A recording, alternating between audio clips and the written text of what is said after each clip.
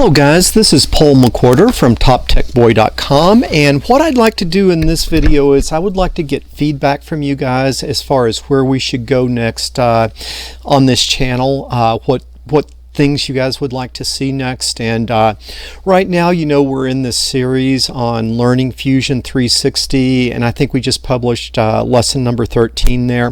And my real goal in teaching you Fusion 360 was sort of to be able to be competent to design things at the sort of level of making 3D printed things. And so it was really get good enough at Fusion 360 that you can do things for a 3D printer that you might want for your various electronics projects or or maker type projects. And I'll tell you, I kind of feel like that series of lessons is starting to kind of wind down.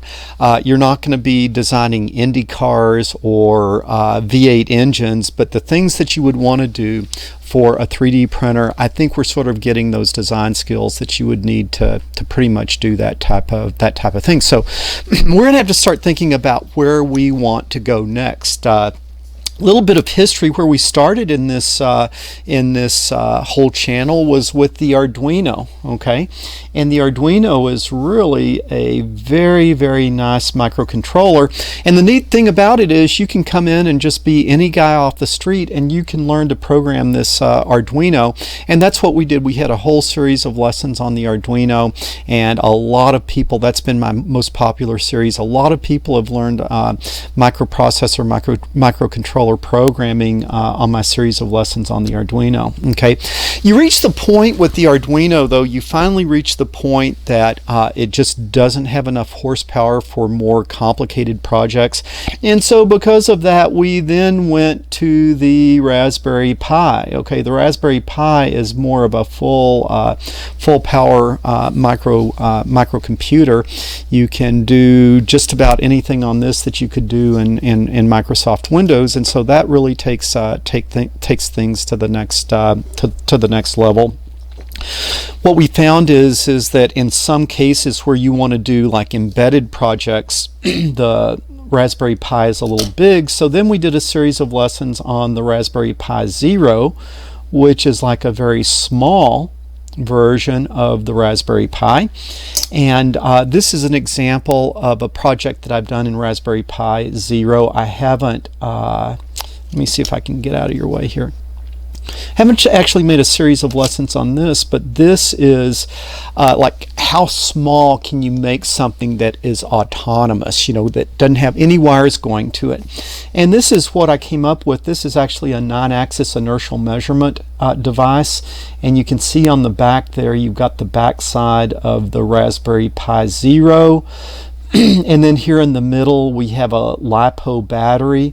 And then up at top we've got a chip or a board that manages the battery so that you can charge the battery or the battery can run the Pi. So you got to have kind of a little board there to make the Raspberry Pi work nicely with the battery. And then this is the 9-axis inertial measurement system, and I'll show you this one day, but basically I have a graphic that wherever you move this you can get a 3D representation on the screen of a virtual version of this device moving around. So it's an inertial 9-axis inertial measurement sensor here. But this is about as small as you can get with the Raspberry Pi Zero. Is simple function. It's still going to come out to something that's still smaller than a pack of cigarettes, but you can't get it much smaller than that. We also had a series of lessons on the BeagleBone Black. BeagleBone Black is very similar to the Raspberry Pi. The thing about the BeagleBone Black is it's a really beautiful board. Really love the BeagleBone Black, and I like that series that we did on the BeagleBone Black. But the problem is there has just never been a user base that has come around to you know, sign up and use the BeagleBone Black, so it's a little bit of an orphan. So that kind of platform just never really went anywhere. Okay, so we've kind of got a broad range going from, if you want something that's very, very simple and rock solid, you can use the Arduino. If you want something that is more powerful, you can use the Raspberry Pi Zero. Still, there's a little bit of a challenge with what I'm finding with the Raspberry Pi Zero as I make this. The problem is the Raspberry Pi Zero doesn't really have an on-off switch, or doesn't have a reboot switch. And the problem is that if you turn the Raspberry Pi Zero off without shutting it down, the card becomes corrupt. And so practically I'm finding it very inconvenient to try to make the Raspberry Pi Zero into a deployable or a totally remote system because of this difficulty of resetting it or rebooting it. Okay, so those are the electronic platforms that we've gone through so far. We also did a series of lessons of using the Arduino with Python, so that was a pretty popular series of lessons. Then with all those electronic projects behind us, we wanted to sort of start doing the mechanics, so we started then in SketchUp. I did a series of lessons in SketchUp. Using SketchUp, it's a free 3D CAD software. You can go in and you can make simple things that you can print on the 3D printer. Then we wanted to start designing more complicated things for the 3D printer, more complicated shapes like gears and gears and nuts and bolts and things like that. And so because of that, we went to Fusion 360, and so we've gone through a series of lessons in Fusion 360. So we've done a lot of different things on this channel, but the question is, where would you guys like to see us go next? I'm getting pretty much tapped out as far as what I know as far as Fusion 360 goes, and I think that we've kind of gotten to the level that you should be pretty competent there. There's kind of three different directions that I'm thinking about, plus I would like to hear your your ideas. One is just go through a complete project, and what an interest that I've had is to kind of make an M&M sorter. This is just a little bit of the prototype of it, where you would pour M&Ms into a funnel, and then it would have a color sensor, stepper motor, and microcontroller where it would sort the M&Ms by color, and just kind of do the whole project from the electronics to the sensor to the stepper motors to the mechanics to make something that would sort M&Ms. Just kind of a neat little project there. Another thing that I am thinking about doing is showing you how I actually did this. Maybe I should make myself bigger now. Show you how I did this 9-axis sensor. And again, if I could show you, I don't have the graphic pulled up, but it's a graphic that looks like this board. And wherever I move this board in the real world, the 3D simulation of it moves like that. And you notice that there's no wires connected to it. It's powered here, and it's got a battery here, and it operates over Wi-Fi. So it's a totally autonomous remote 9-axis inertial measurement system, plus the graphics that go along with it. And I think that's pretty neat, and I could go through that and show you all the code and everything to make a device like that.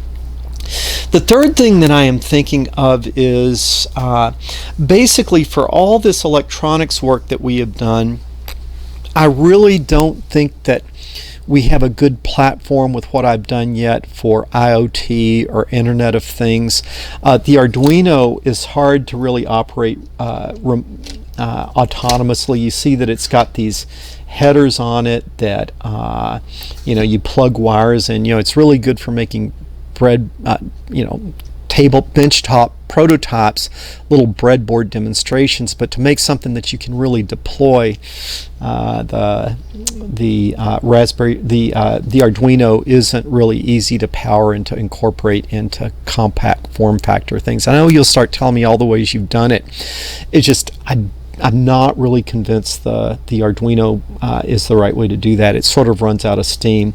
The problem with the Raspberry Pi Zero is it's really hard as far as the on and off switch, and it's very easy to corrupt the card. And so what I am thinking about is there's a new platform, the ESP32 microcontroller, and Adafruit has some really elegant boards that use this ESP32 chip, and these really seem to be very, very powerful. They seem to be rock solid. You don't have to worry about an operating system becoming corrupt, and you program them in Python. And so I am really thinking that this ESP32 has more power than the Arduino. It's kind of like it's got if I were to just oversimplify it, it's like it's got the power of the Raspberry Pi, but it's got the simplicity and the rock solid nature of the Arduino. And to kind of go in and start doing some IoT projects where we use this ESP32 autonomously in the Wi-Fi mode, and kind of start doing some projects around this platform. Or is there something else? Is there more things you would like me to show as far as 3D printing goes? Are there other projects that I haven't talked about here that you would like? Is there just maybe you'd like to learn programming better? Guys, this is a channel for you, and I want you guys to keep coming back. I want you to enjoy the channel, and so leave in the comments below the direction that you think we should go in the future with this channel. Okay, Paul McWhorter, TopTechBoy.com. I will talk to you guys later. Wow, that's good.